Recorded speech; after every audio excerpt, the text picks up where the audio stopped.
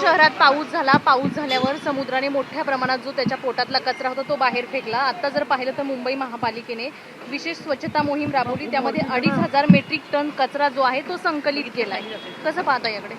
मुळात ह्यासाठी त्यांनी 2,500 कोटीचं बजेट सँक्शन केलं होतं.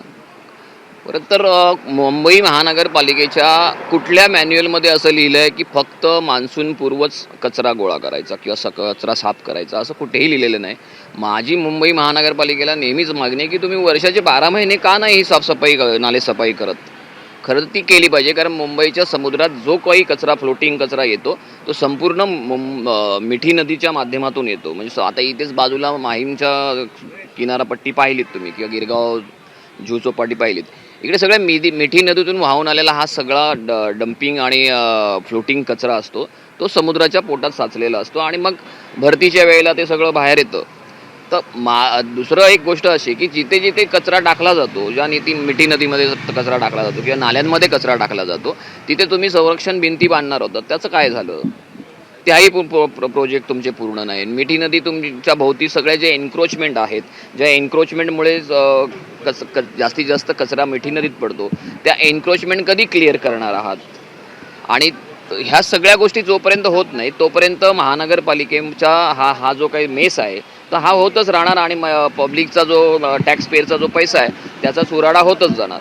आपण जर पाहिलं तर पालिका नेहमी प्लास्टिक बंदी सांगते, मात्र हा कचरा जो आहे तो प्लास्टिक थर्माकॉलच जास्त पाहायला मिळतो. हे बघा, ह्या नुसत्या ना गप्पा आहेत, भाषणापुरतं बोलण्यासाठी, एखादी स्टेटमेंट करण्यासाठी म्हणून ह्या गप्पा मारल्या जातात, प्लास्टिक बंदी आणि वगैरे. माझं तर स्ट्रेट म्हणणं, मी सभागृहातही म्हटलं होतं की केंद्रात तुमची सत्ता आहे, राज्यात तुमची सत्ता आहे, महानगरपालिका सगळ्या तुमच्याकडे आहेत. मग तुम्ही प्लास्टिकवर बंदी आणण्यापेक्षा त्याचं प्रोडक्शन का नाही थांबवत? प्रोडक्शन तुम्ही थांबवू शकत नाहीत, कारण त्या सगळे जे कोणी प्रोडक्शन करणारे मोठे उद्योगपती आहेत यांच्याबरोबर यांचे लागेबंदे आहेत. जर प्रोडक्शनच तुम्ही थांबवलं तर हा प्रश्नच तिथे काय आहे, झाडाच्या फांद्या तोडण्यापेक्षा तुम्ही बुंध्यामध्ये किंवा मुळामध्ये घाव घालणं गरजेचं आहे, जो तुम्ही घालू शकत नाहीत. उगाच बाष्पळ गप्पा मारणं आणि प्लास्टिक बंदी करू हे बोलणं, हे बोलायला ठीक आहे, भाषणाला ठीक आहे, लोकांना आकर्षित करण्यासाठी असे स्टेटमेंट करणं ठीक आहे, पण तो काही ठोस उपाय होत नाही. मुंबई महानगरपालिकेची शिक्षण समितीची बैठक झाली. अजूनही विद्यार्थ्यांना शैक्षणिक साहित्य जे तेच मिळालेलं नाही. कुठेतरी आता विद्यार्थ्यांच्या भविष्याचा प्रश्न आता सध्या काही जेव्हा शाळा सुरू झाल्या त्या पहिल्या दिवशीपासून त्यांना साहित्य देणार असं घोषणा सत्ताधाऱ्यांनी केली होती. पहिल्या दिवशी साहित्य कुठलं दिलं माहिती आहे? मागच्या वर्षी शिल्लक राहिलेलं साहित्य एक प्रतिकात्मक 5-10 मुलांना दिलं जे शिल्लक होतं ते, आणि दाखवलं गेलं की आम्ही साहित्य दिलं. अजूनही आता ऑगस्ट महिना उजडायला आला, अजूनही साहित्य मिळाले नाही. जेम पोर्टल म्हणून हे सगळे काही बोलतायत की मधले हे दलाल वगैरे आम्ही बायपास करण्यासाठी जेम पोर्टलवर जातो. मग जेम पोर्टलवर तुम्ही ही प्रक्रिया अगोदर का नाही केली? दरवर्षी हा विलंब होतो.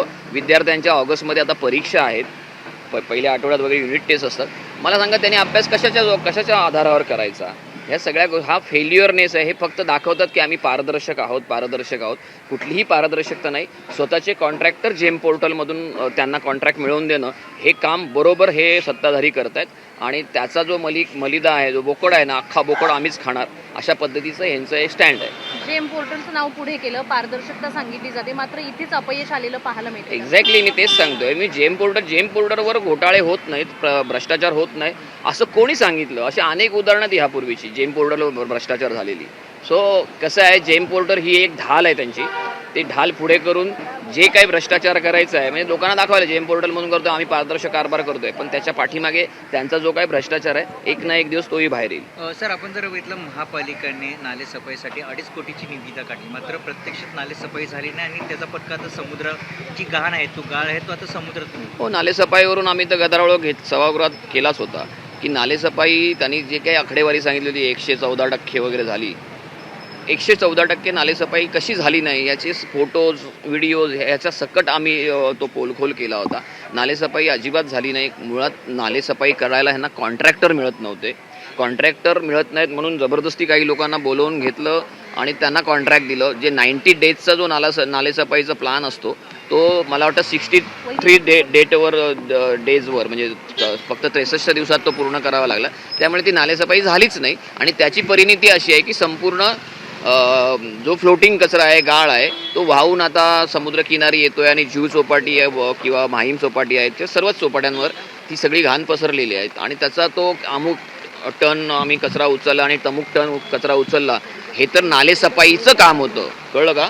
नालेसफाई जे 2.5 कोटीची नालेसफाई तुम्ही जाहीर केली ना, त्याच्या 250 कोटीची, त्याच्यामधून ही सफाई झाली असती तर हा वेगळं जे कॉन्ट्रॅक्ट आहे बीच क्लिनिंगचं ते काढावं लागलं नसतं. आता बैठकीचं आयोजन करण्यात आलेलं आहे, उद्याच्या मोर्चा संदर्भात बैठकीचं आयोजन करण्यात आलेलं आहे. कसं असणार आहे हे सर्व नियोजन? नाही, उद्याच्या बैठकीच्या संदर्भात राज ठाकरे साहेबांनी आज बैठक आम्हाला बोलवली आहे, पण आणि त्यांनी एक सकाळी ट्विट देखील केलेलं आहे की उद्याचा मोर्चा हा बिगर राजकीय असणार आहे, तिथे राजकीय घोषणा नसाव्यात, राजकीय कोणतेही वक्तव्य नसावे, कोणतेही झेंडे नसावेत, अशा पद्धतीचं त्यांनी एक ट्विट साधक बाधक मी थोडंसं वाचलंय, पूर्ण वाचलं नाही अजून, तर त्या संदर्भातच आजची बैठक असावी. बैठकीला नेमकं कोणाकोणाला बोलवलंय?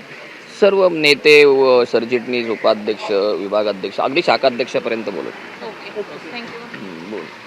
2.5 कोटीची निविदा काढली, कारण की सोशल मीडियावर असं म्हटलं जाते की 2.5 कोटी कुठे गेले, पाण्यात गेले? पाण्यात नाही गेले, ज्याच्या कोणाच्या खिशात गेले ते शोधून काढा, ते खिशात गेले, पाण्यात नाही गेले.